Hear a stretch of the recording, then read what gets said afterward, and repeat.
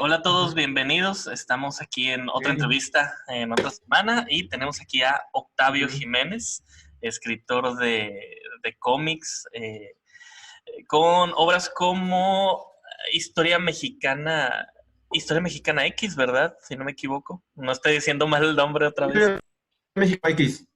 Historia de México X. La Historia de Ahí México va, X. Sí. Y también Nuestros Derechos serán Justicia y varios otros proyectos, ¿verdad? Que están ahí como que en camino. Entonces, Sí. pues muy bien, muchísimas gracias, Octavio, por aceptar esta entrevista. Bienvenido, buenos días. Y pues Contrario. la primera pregunta que te quería hacer es, ¿cuál es, ¿cuál es tu plan a futuro en los cómics? Digo, ya hemos visto que estás ahí como que, bueno, varias veces participando en Pixelatl y con estas obras también que están saliendo. Me enteré que hace poquito pudieron publicarte Nuestros Derechos en Justicia. Muchas felicidades. De aquí adelante, ¿qué onda? ¿Qué proyectos traes en mente? ¿Hacia dónde vas? Híjole, bueno, gracias pues por la... Eh, como me enviaste las preguntas ayer, espero no estar quemando ni sacando el truco de las preguntas previas, pues que me mandaste. Digo, trato de entender el perfil de la primera pregunta que me haces. ¿Y cuál es mi plan a futuro? No sé si me preguntas por proyectos, te lo puedo decir ahora, o por más que proyectos, trabajo en progreso, o finalmente como profesional como autor de cómics, pues, ¿no? Digo, ahí te puedo decir ahorita más bien proyectos previos o planes. Básicamente no salirme, digo, del tema de hacer cómics por mi cuenta y a mi propio riesgo, pero también con mis propios temas y con las cosas que pues, me interesa comunicar y contar a través de esto. Hay por lo menos tres, digo, hay muchísimas más, pero las que están más cerca. El volumen 2 de Historia de México X. Estoy a un par de páginas de terminar el trazo bien firme, por así decirlo, el llamado pencil, pencil line art. Que en mi caso, pues no tiene una toma fija, con una toma, vamos, trato de imitar mucho, guardar toda proporción aquí en Yonki, mira cómo va, sin bocetar mucho. Pues bueno, también así me quedan las cosas. Y ya está muy cerca, digo, de concretarse, ese es uno. Otro también que me interesa mucho y sobre el que ya tengo pues, la información ya en la mano, ¿no? Nada más falta dibujar, es todo lo que falta, tan sencillo y tan complicado como eso. A partir de una investigación que coordina una periodista, Daniela Rea, eh, una investigación interesante desde mi punto de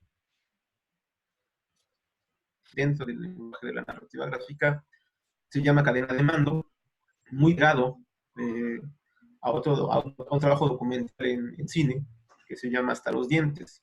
Si no lo han visto, vale mucho la pena que lo vean y se darán cuenta pues por dónde va la idea del proyecto de Mercado Negro Comics. Mucho del material, o más en parte del material que se exhibe dentro de este documental, está apoyado en esta investigación que es Cadena de Mando, cadenademando.org, si lo pueden poner en su buscador, sabrán de qué estoy hablando.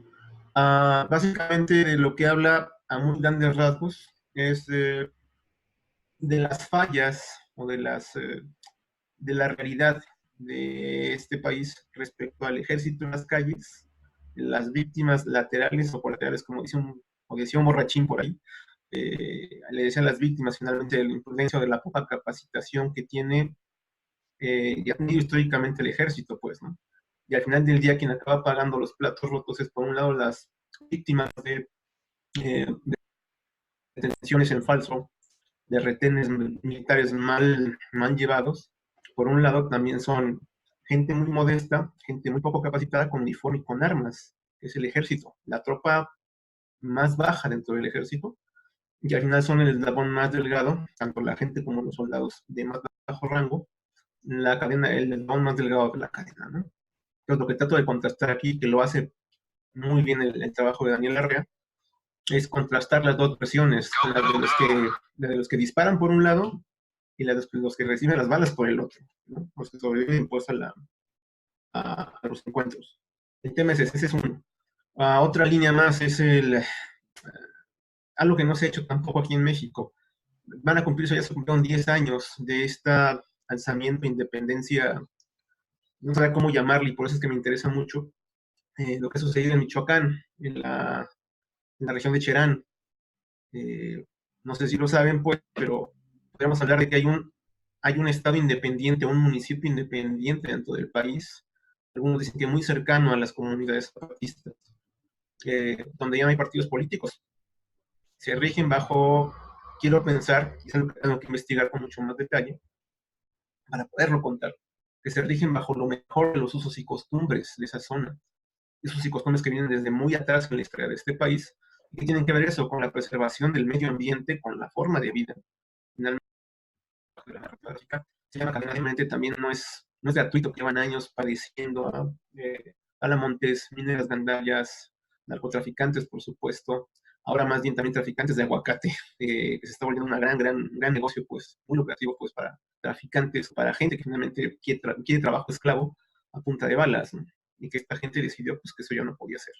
Entonces, bueno, ya van 10 años de este experimento, de esta experiencia, y es algo que ya merece ser contado desde aquí, me parece, y desde esas tierras, pues, ¿no? No dudo que sean hiciera trabajo, quizás trae narrativa gráfica en el mundo, pero periodísticos hay muchos, ¿no? Entonces creo que también merece esto, hacer algo respecto a un trabajo con la narrativa gráfica de por medio. Yo creo que te puedo hablar ahorita más bien en concreto, que es lo que ya te digo más cerquita. Eso, Kirek. Muy bien, pues Dime, perfecto, dime. Octavio. Y digo, dentro de la misma vena, ¿no?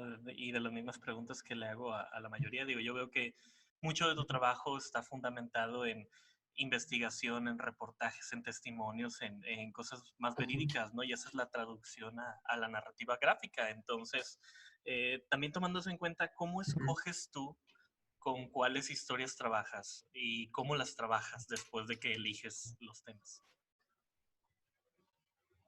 ¿Cómo escojo las historias Ujú. y cómo las trabajo? Pues mira, ya lo he dicho también mucho, pero no lo he dicho por aquí en Central Ficción, lo cual me da mucho gusto también comunicarlo. Yo no escribo cómics. Digo, al principio me decías que escribía, digo, no escribo, más bien yo adapto.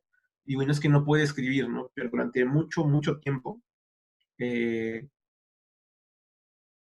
fue como una traba. Le llamaba otro colega, Ricardo Pérez Huequeche, un maestro narrador gráfico, a él le daba una esquizofrenia maletera muy fuerte, como hueva, o este estrés de que tengo que hacer algo, pero no sé cómo, ¿no? Y más que tengo que hacer algo, contar algo, ¿qué cuento? Durante mucho tiempo buscaba imitar y finalmente creo que todos más o menos pasamos por esta etapa cuando queremos crear un cómic nuevo, ¿no?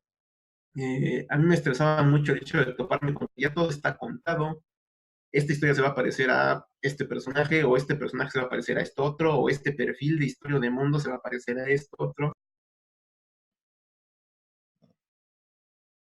Digo, aquí lo que intervino mucho para mí después de mucho tiempo, y cuando digo mucho tiempo, lo de más de 10, 12 años de estar dándome topes y dejando por un lado por agotamiento o por simple falta de interés, eh, llega el internet a mi vida, tal cual, y la curiosidad por ver medios de comunicación de otros países, ¿no? De los que uno oías de habladas por ahí de, no sé, de la NHK de Japón, de la Dolce Vele, del Corriere de la Sera, de la RAI de Italia, de todo lo que tiene, por ejemplo, no sé, el PBS, el sistema público de transmisión o de televisión de Estados Unidos.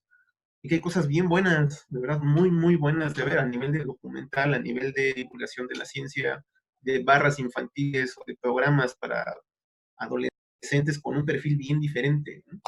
Entonces digo, pues a mí sí me voló la cabeza en toparme con medios así de pesados, televisivos o escritos, pero no nada más del mundo,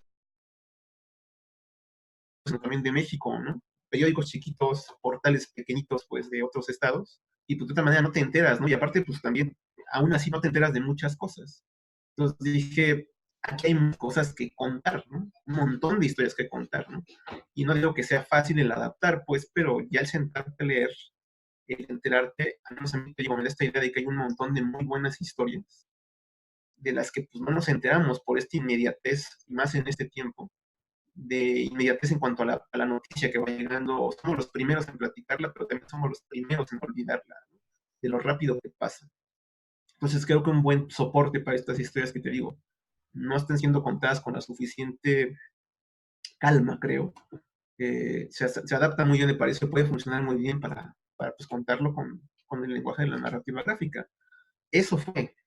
Ahora, ¿por cuál me decido? Digo, si me hubieras preguntado hasta el año pasado, te diría otra cosa, pero ahorita lo que te puedo decir es, sobre todo con notas que ya están en el pasado, o sobre eventos que ya están cerrados.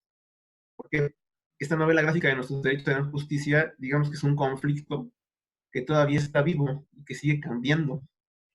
Entonces, eso, digo, yo empecé a dibujarla en 2013, hablando de lo que había pasado en 2010. Échale. Estamos en 2019. La situación que acaba de imprimirse o de lo que me acaban de enviar, no te voy a decir que ha cambiado totalmente, pero sí que ha cambiado. Entonces, siendo muy honesto, y igual esto no funciona para las ventas, lo que está en ese libro ya es historia vieja de un conflicto que sigue desarrollándose. Entonces, más bien un factor para decidir por cuál irme, es sobre hechos que ya están en el pasado y que muy probablemente ya no van a cambiar mucho a lo mejor, ¿no? Digo, lo que pasa con cadena de mando, estamos hablando de cosas que sucedieron entre 2010 y 2013 también. La llamada guerra contra el narco. ¿No? Lo que pasa con Cherán, pues te digo, pasó hace 10 años. Y digo, también todavía sigue en desarrollo, pero digamos que no ha variado mucho por lo que he estado rastreando y leyendo, y también contrastando en fuentes, de cómo están las cosas de unos 5 o 4 años para acá. A menos de que ocurra algo realmente gordo, pues bueno, cambiarían mucho las cosas, ¿no? Tiene la desventaja esto, te digo, buscar contar esto a través de este medio, porque finalmente una novela gráfica de 100 o de 150 páginas no te la avientas, al menos yo en 6 meses en salud, ¿no? Ni con la calidad que tú quisieras, y en 6 meses, y me di cuenta, las cosas pueden cambiar mucho. Entonces, sí, el único limitante o pero a nivel técnico. De ahí en fuera, tengo una carpeta llena con notas, documentos de Word, que crece constantemente, un tablero de Pinterest también que se llena con premisas, no sé, premisas, perdón, uh, semillas para próximas historias, ¿no? Y estoy seguro que me voy a morir y no voy a acabar de hacer ni la mitad. No me va a dar tiempo biológicamente para acabarlas, ¿no? Eso. Muy bien, pues muchísimas gracias, Octavio. Y fíjate, hablando Hola. de tu obra y Uh la -huh. manera en la que la has distribuido y la gente que tiene Uh -huh. contacto con ella, ¿cuál ha sido de las Uh mejores -huh. experiencias que te has llevado tú con el público cuando tiene contacto con tu obra? Uh -huh. Uy. Digo, en Conque 2019, apenas, en mayo. Uh, una madre de familia que iba con los chamacos a ver al Spider-Man, se fueron a dar la vuelta por allá. Y digo, hubiera acabado mejor, pues, porque no compraron nada, pero la mamá se lo leyó ahí enfrente de mí, ¿no? Y una bronca, ¿no? No lo acabó, no se lo llevó finalmente porque, te digo, iban para otro asunto y literalmente se fue correteando a sus hijos, ¿no? Y me decía, no esperaba encontrarme algo así aquí, ¿no? Algo como lo que estás contando aquí en el volumen 1, antes de que me dieran o de poder imprimir el libro integral de Nuestros Derechos a la Justicia, un preview, por así decirlo, de 25 páginas de esta novela.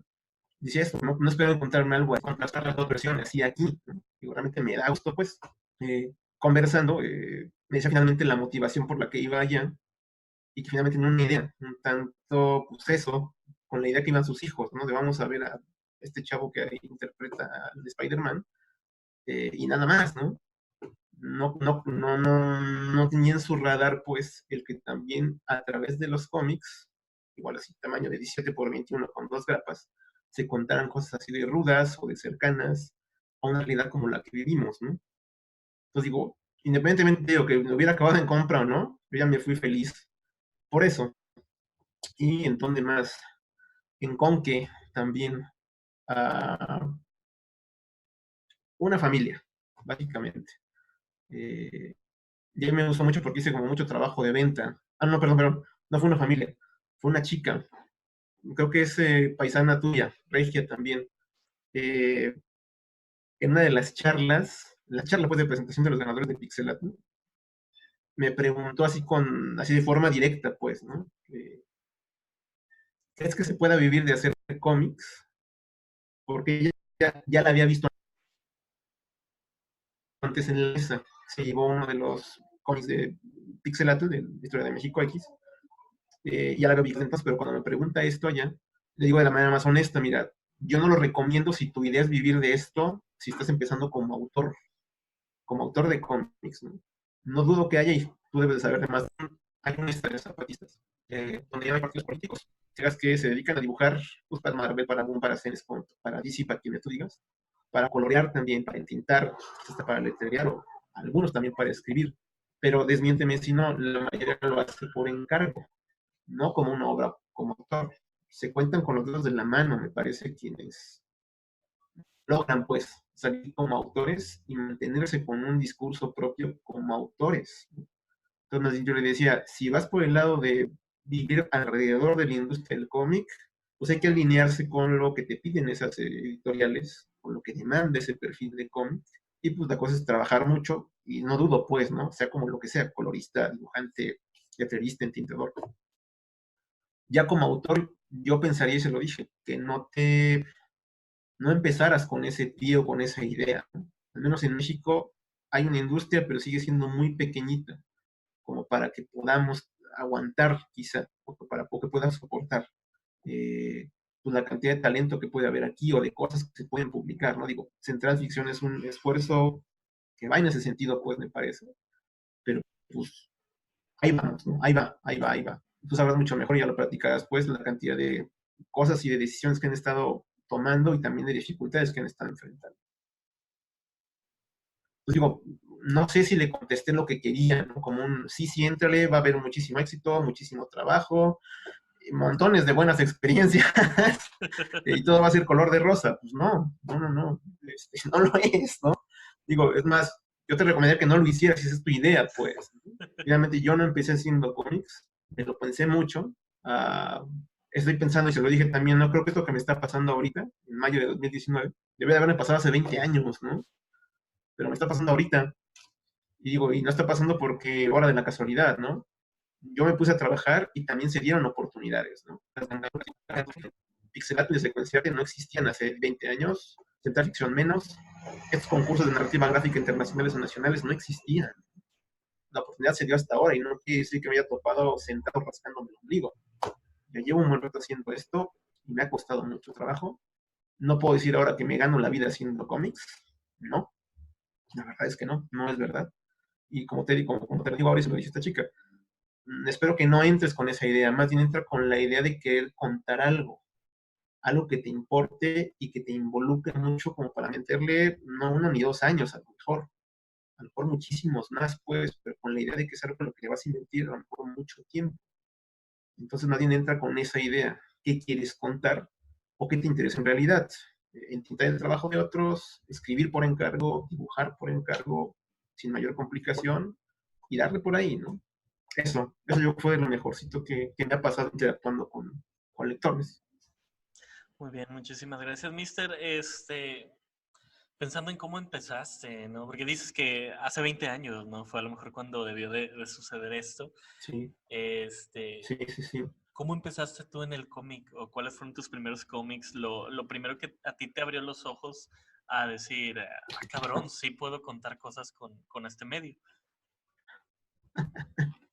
Híjole, pues es larga también, mira. La historia es así. Mi padre, durante muchos años, cuando yo tendría entre los 3 y los 6 años, trabajaba para la editorial Novaro, en la línea de empaque y de cierre de paquetes, no sé en cuántos departamentos, pues, de la editorial. Pero finalmente llega cuando Novaro estaba en los últimos estertores. Vamos, ya le pagaban a mi papá con cómics o con revistas. Así de lo mal que estaban los números pues, con ese monstruo que llegó a ser Editorial Novaro. Entonces, pues muy seguido cuando iba regresando, sobre todo del kinder o de la primaria, pues me topaba en la de esta experiencia y es algo que tema de mis papás, así, tambaches de cómics, ¿no? Tarzán, Archie, El Pájaro Loco, revistas de Geografía Universal, que así le llamaban acá, o revistas para señoras como Kena, vamos, montones de revistas que después al poco tiempo desaparecían, ¿no? O sea, apenas los bloqueaba, veía, pues qué padre está. Sabía que revendían esto a un puesto de periódico cercano y con eso se completaban los gastos de la casa. Pero muchos cómics, digo, ni siquiera me los quedaba, no tenía esa necesidad de quedármelos. Los ojeaba, los leía y punto, ¿no? Y no había más allá de un carácter de imitar o de dibujar un dibujo que te gustaba de tal personaje, de que me digas de la Walter Nance, de Warner Bros., de Hanna-Barbera, no pasaba de ahí. El tema es que fue hasta hace, ¿qué será? 2012. Digo, entre una carrera de ilustración, entre haciendo dibujos para mis cuates en la secundaria, eh, te digo, todo lo veía desde el asiento del lector, no del creador. Y te digo, esta esquizofrenia maletera no me dejaba avanzar sobre qué quería contar, ¿no? Si quería entrarle a dibujar superhéroes, decía, pues es que no, hubo un tiempo en el que dije, no, esto me gusta leerlo, pero no me gusta imitarlo, ¿no? ¿Desde dónde? Fue en el año 2000, fue el primer campanazo, con la última conque de aquella primera etapa o primera era, cuando se presenta el taller del perro en el centro de convenciones del Centro Médico Siglo XXI, aquí en Ciudad de México. Vi las viñetas, no es que viñetas, no, las páginas, los originales de Edgar Clement, de Operación Bolívar, enmarcados. Yo no acababa de entender muchas cosas en ese entonces, estaba creo que en el primero o en el segundo año de la carrera, diseño y comunicación visual en la UNAM. Eh, y quiero hacer algo así de cabrón, pero no sé cómo. No sé ni por dónde entrarle. De lo que me estoy dando cuenta y de lo que me di cuenta en ese entonces es que era bien ignorante. Segundo año de una carrera universitaria, de una de las universidades más reputadas de este país. Me di cuenta que era bien ignorante de un montón de cosas, ¿no? Y que el tejido detrás de esas páginas no acababa de entenderlo, pero se ve que era algo complejo. Pues me puse a leer un montón de cosas en aquel entonces, ya para entender mejor el contexto de la Operación Bolívar, la visión de los vencidos, por ejemplo, de Miguel León Portilla, los dos volúmenes, la otra versión, el reverso de la conquista y la visión de los vencidos. Y por ahí empecé a leer, te digo, cosas, porque algo me decía que lo que estaba contándose ahí no estaba contenido nada más en cómics, venía de otra parte, lo que estaba ahí, ¿no? De otro tipo de conocimiento. Total, pasan más años, estamos en el 2000, te digo, bríncate hasta 2012. Me acuerdo mucho porque en esos años, aparte de la toma de protesta, que en medio de protestas ¿cómo se llama el presidente anterior? Enrique Peña Nieto, a eso. Ajá. Se me olvidó su nombre. En el basurero de la historia está todavía. Y ahí se va a quedar. Me acuerdo de las protestas, digo, fue literalmente, digo, fue de batalla campal afuera de la plaza del Palacio de Bellas Artes. Por un lado, granaderos aventando bombas de humo o granadas de gas lacrimógeno. Y por el otro lado, molotovs y mucho humo y rejas que iban y golpes que iban. Feo, pues, ¿no? Y me acuerdo mucho porque por esos años yo seguía mucho a Eva Cabrera, otra regia, que seguro conoces. Eh, yo estaba dentro de sus amigos antes de que me sacara, no sé por qué, digo, no es personal, pero me acuerdo mucho porque no había sido por eso, no hubiera conocido la chamba de Cameron Stewart, a lo mejor lo topas. Digo, sé que dibuja para DC Comics algunos cómics, pero yo lo conocí por la recomendación de Eva y su libro sin título, que así se llama. Se lo publicó no hace mucho también Dark Horse, ya como TPB, pero empezó como un webcómic. Y digo, si ahorita le buscan Cameron Stewart sin título, la estética, uno, intenté copiársela mucho. No es a color, es como un botón, negro, blanco del papel y un tono por ahí.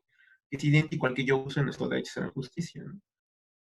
Me impactó mucho cómo cuenta las cosas. Él, digo, me lo leí de una sentada, pues, ¿no? Sin yo dominar perfectamente el inglés, me lo leí de una sentada, me atrapó como tal.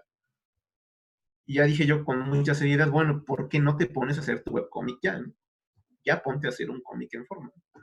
Digo, hubo un par de historias previas que hice, lo verán en mi sitio, Mercado Negro Comics. Eran historias cortas, una recomendación de Edgar Clement para finalmente empezar una historia y poderla concluir sin tardarte mucho, pues. Y fue eso, esos fueron los detonantes. Ve el trabajo de este colega, igual hay más dibujantes por ahí, ya lo mencionaron más adelante, pero el trabajo de él, el de Edgar Clement, el de Ricardo Peláez por un lado, casi toda la cantidad de autores que pasaron por el Gallito Comics, antes Gallito Inglés, que también aquí en mi biblioteca tengo bastante de ese material, fueron finalmente sumando para que en algún punto, te digo, de 2013, dije, ya vamos a sentarnos a hacer esto con regularidad, ¿no? Y ahí, para acá.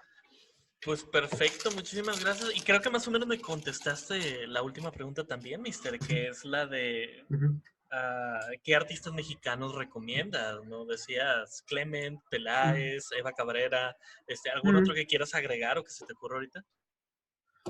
Claro, digo, el trabajo de José Luis Pescador me parece que está bastante infravalorado, creo yo. No nada más por los temas, ni el tono que usa él, ¿no? Digo, su sello Marambo Comics habla de ello, ¿no? Digo, tuve la oportunidad de platicar con él, vamos, de hospedarme en su casa hace un año más o menos. Ver finalmente la cantidad de material que tiene sin publicar, ¿no? Así es absurdo, de verdad, no sé cómo le hace, pues, sé que le hace de alguna forma, pero dibuja muy bien, me gusta mucho cómo dibuja, cómo cuenta, desde dónde lo cuenta, el humor del Marambo Comics. No he leído el de la calle de Tenochtitlán todavía, lo vi los originales en su casa, pues, pero así de rapidito y sin entrerear todavía, ¿no?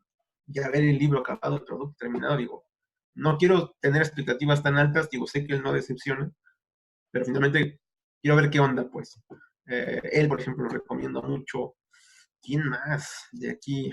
Digo, deben saber que soy bastante exigente conmigo mismo por principio de cuentas y también, bueno, con el resto de colegas. A quien veo como me gustó mucho de lo que vi ahí en Pixelatl precisamente, la chamba de, híjole, firma como Grenias. Es finalmente dupla con esta Carolina Oliva. Sí, sí, sí, sí, que César algo se llama, hicieron discúlpame. Zulum. Ujú. Exactamente. Digo, de lo que vi allá, me gustó mucho, muchísimo también. De hecho, yo pensé que tenían que, merecían ganar, me parece, o figurar más allá de quedarse como la primera selección. Eh, Sobre todo por la simpleza del dibujo de este colega.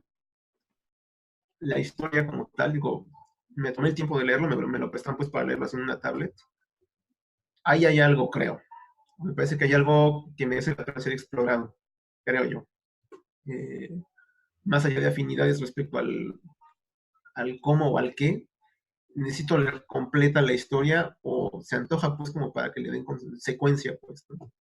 Insisto, espero, no se los dije, pues igual si están viendo esto, ojalá lo tomen en cuenta, publíquenlo, digo, no sé, vale la pena, aunque sea un webcómic o un tiraje modesto, no le vendría mal, ¿no?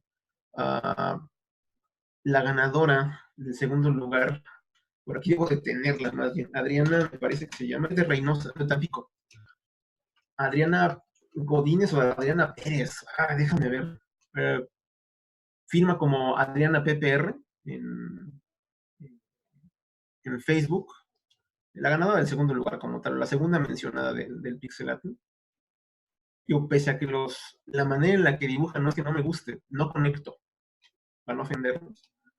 La historia que cuenta, digo, me parece que no sé qué tanta experiencia tenga dibujando y escribiendo, pero me parece que cierra muy bien las cosas, o es muy redonda la manera en la que cuenta sus historias.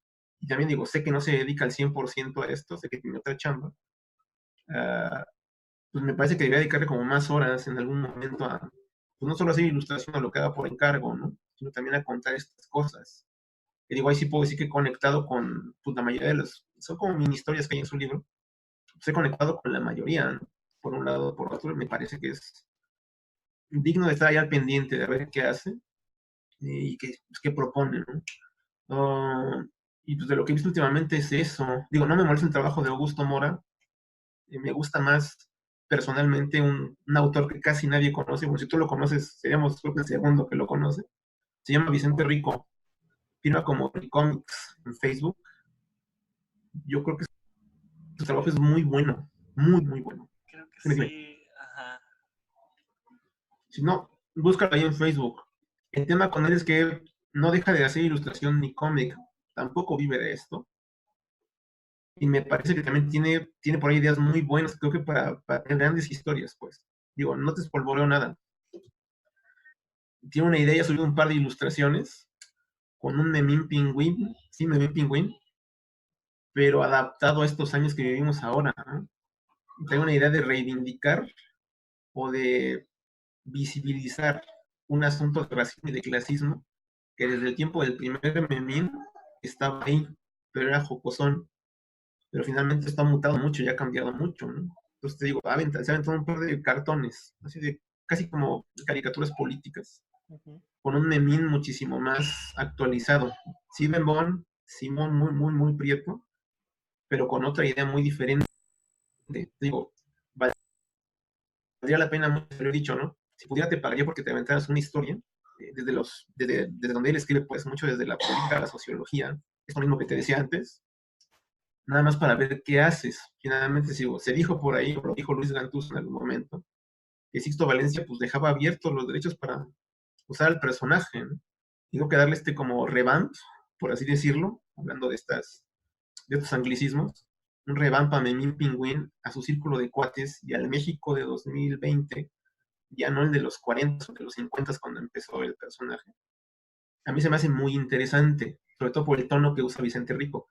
De verdad, digo, no tiene mucho cómic, publicado aquí en México al menos. Me parece que lo ha hecho para Webtoon y por encargo, o como dibujante nada más, ¿no? Pero ya como guionista, como escritor, te digo, he visto cosas que a mí me parecen muy, muy entrañables por un lado, que me involucran, que me importan, que igual no es para todos, pero me parece que pide o merece la pena dar una oportunidad a leer un libro de diarios, no una novela gráfica de ese tipo, de cualquier otro, ¿no? Creo que serían, básicamente. Pues perfecto, mister. Por último, ¿cuál es tu sabor Dime. de nieve favorita? Puta, gran pregunta. ¿Se puede meter un depende? Sí, depende, claro, por supuesto. A ver, depende de qué. De la zona del país. Mira, hay una cosa en Michoacán, mi familia es de Michoacán, bueno, una parte de mi familia es de Michoacán. ¿Sí? En Quiroga hay una cosa que se llama nieves de tapa, que no son ni de leche ni de agua. Entonces digo, si algún día van para Quiroga, Michoacán, digo, yo no soy de Quiroga, pero he estado ahí. Prueben las nieves de tapa del sabor que quieran. Digo, la de chocolate es buena, pues que la de café es todavía mejor. Aquí en Ciudad de México, la de higo. Lo que quieras con higo, me parece. Y ya esos son tus sabores, ¿verdad? Nieve de higo y pues cualquiera de tapa de allá de Michoacán. Exactamente, exactamente. Muy bien, pues genial. Muchísimas gracias, mister. Muchísimas gracias por aceptar esta entrevista. Recuerden a todos los que nos ven suscribirse, picar la campanita, compartir el video, darle like, comentar, todo lo que quieran hacer, ¿no? Cuénteselo a quien más confianza le tengan. Y alguna última cosa, mister, que quieras decirle a toda la gente que te está escuchando. Pues aquí está mi hijo. Vamos a vender y hacer comercial. Nuestros derechos serán justicia. Editorial Círculo Rojo, 17 por 21 centímetros, pasta dura, interiores en cuché 75 gramos. ¿Ya vieron? Duotono. Envíos a todo el país.